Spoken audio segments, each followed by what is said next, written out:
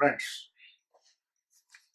I spoke of heresy and the freedom of worship in the context of Christianity a little earlier. Let me explain. How intolerance is rooted in the Semitic religions is plentifully available in historical records. Let me give you one. There was a great library in Constantinople in Alexandria, which was a meeting place of Eastern and Western thinking of those days. There were Gnostics of the Greeks, there were the Stoics, there were the Basilites, there were the so-called pagans, who had a rich library. They were all assembled in Constantinople. Of course, Eastern wisdom, yoga, this and that. Even in the days of Plato, there was a lot of interaction. Pythagoras had come to India. He took geometry from here, trigonometry from here. There was a huge library. It is said that in the zeal of spreading Christianity, because they are called people of the book, Kitabi people. One book, one God, that's their concept. The conclusion, therefore, will be one man. Ultimately, only one man will remain if you have so much of bigotry. Now, these zealots of Christianity, it's a record, burnt something like 700,000 manuscripts. 700,000 manuscripts. The same thing was done when the Ottoman Turks also conquered Western Europe, and another fit of another craze went on, and a rebuilt library also was burned. They don't tolerate any book other than the Bible. Whereas in India, there are hundreds of rishis who have different darshanas. There are not merely 10 Upanishads. There are hundreds of Upanishads. We have recognized only 10 as the most important. The Vrihadaranyaka, Chandogya, Isha, Kata, Kena, Prashna, and so on. They are all in mutual consonance, and the language of the Vedas and the language of Upanishads differ in so much as the Vedas use liturgical sacrificial language, whereas the Upanishads use metaphysical language. The metaphysical language was once again put into mythological, representative, symbolic language in the Mahabharata called the fifth Veda. And the Gita is an essence of all that, and therefore, to suit the requirements of people, not all people are equally intelligent in the spiritual sense. Let me warn you, Mr. Archangel, Mr. Archbishop, there is an intellectual Hinduism, there is a spiritual Hinduism, there is an aesthetic Hinduism, there is the common man's Hinduism. I worship a tree. I may see God in an image.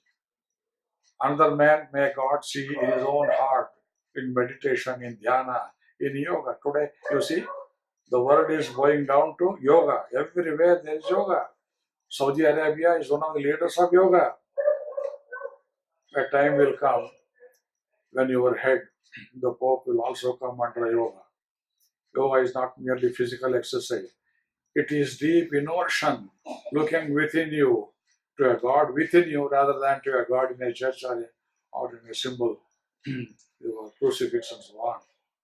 And therefore, the God that is everywhere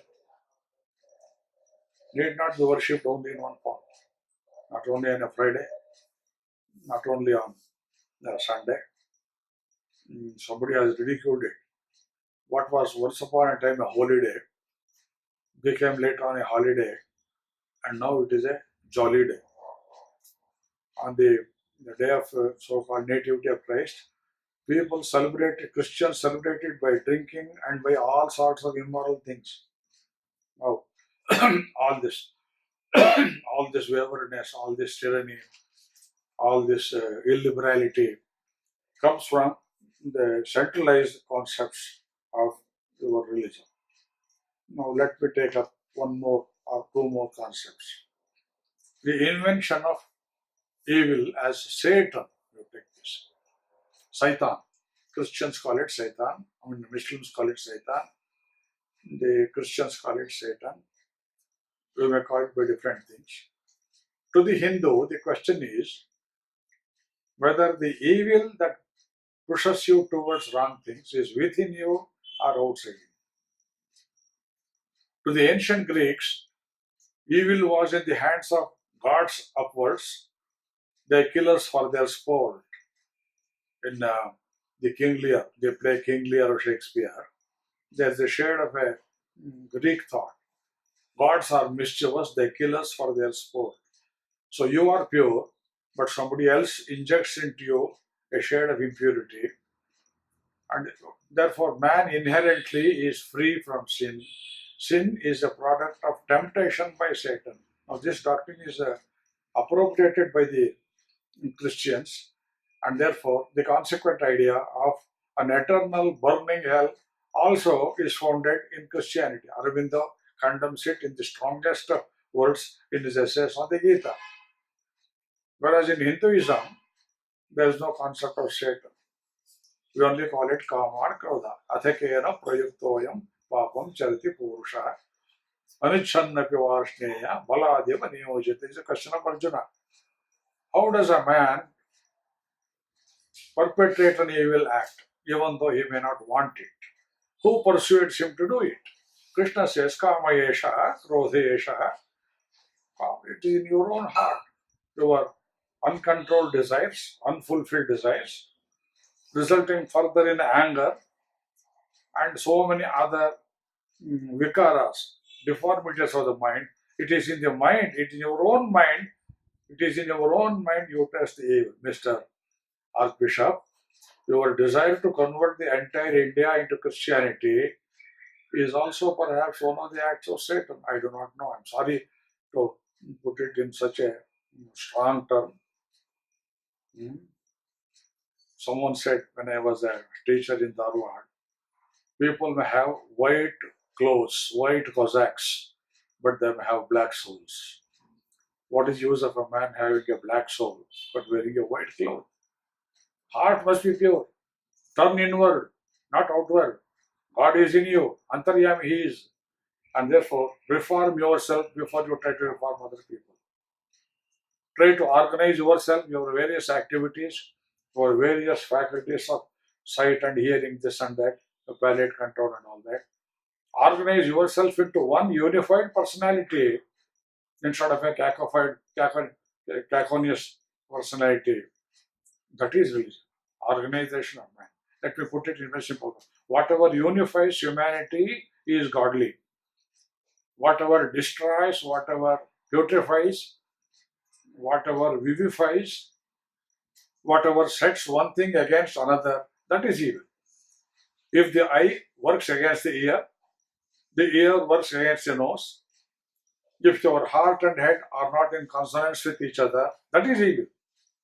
We have a very, very broad concept of evil, and therefore we believe in karma. This is another concept. Karma is not merely past, as is mischievously propagated. There is past karma, there is also future karma, there is present karma. T.S. Eliot and other enlightened Christians who have imbibed lots of Hinduism into their poetry and drama, they are of the view, they say what you do not know, what I do not know. They say very widely that the unification of human personality is the most urgent problem of today. The most urgent problem is not building up a Christian empire, not a Muslim empire. Empires come and go. Man will remain. Personality has to be unified. And what unifies you, it may be music, as I said, the Hindu aesthetics, which manifests itself in a temple, in architecture, in dance. In Islam, all this is banned. Music is banned. Dance is banned. It's anti-art. Vandalism is upheld. The Christians also did the same thing. One simple example. The present Kapalishwara temple in Tamil Nadu, in Chennai, is the third rebuilt temple for Reformation. Two other temples were destroyed by our own Christians. The so-called Mound of St. Thomas, it was where the earliest Kapalishwara temple stood. You are a vandal. The same thing happened in Pondicherry. Books have been written I have got dozens of books to show you. This is your record. Now tell me, Mr. Archbishop, whether you and your religion are a fraud or Hinduism is a fraud.